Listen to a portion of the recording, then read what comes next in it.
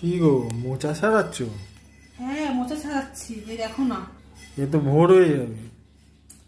হ্যাঁ, টাইম লাগে জানি মোচা ছাড়াতে, কিন্তু কি করবো বলো, রান্না করবো আর মোচা খেতে তো হেভি লাগে। একটু কষ্ট হয় ছাড়াতে, কিন্তু দারুণ লাগে খেতে। এ দেখো মোচা ছাড়ানো আমি দেখাচ্ছি, দেখো অনেকেই জানে না।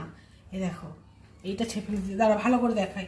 আমিও জানতাম না, আমার মা শিখিয়েছে আমাকে। এ দেখো, এই যে এখানে একটু ফাঁক করে, আর এই যে শক্ত লাঠিটা আছে না এইটা, আর এই যে ছালটা, এই দুটো ফেলে দিতে হয়। এই একটা একটা করে ফেলা অনেক তো টাইম লাগবেই বলো। আর এইগুলো না ফেললে মানে ভালো লাগবে না খেতে। আর এইগুলো পেট খারাপ করে শুনেছি, সেগুলো বাদ দিয়ে দেওয়াই ভালো। এই দেখো আমি এখন সব বসে বসে বাদ দেবো। কত বেলা হয়ে গেছে আজকে, মানে তখন তো মোচা কাটছিলাম, আর মোচা কাটতে এত টাইম লাগে।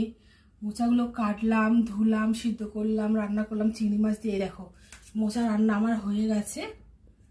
তারপর এটা করেছি ডাল, এটা করেছি একটু আজকে মশলা ডাল করেছি, এটা ঘন ঘন করে। ঠিক আছে, ডালটা দেখেছো, এই ডালটা হেভি লাগে খেতে, আমি যখন তখন বানাই। এটা মশলা ডাল আর মোচা করেছি। আজকাল বেশি কিছু করিনি, অনেক বেলা হয়ে গেছে তো তো খেতে বসে গেছি। এখন আমরা ভাত বাড়বো, গরম পড়েছে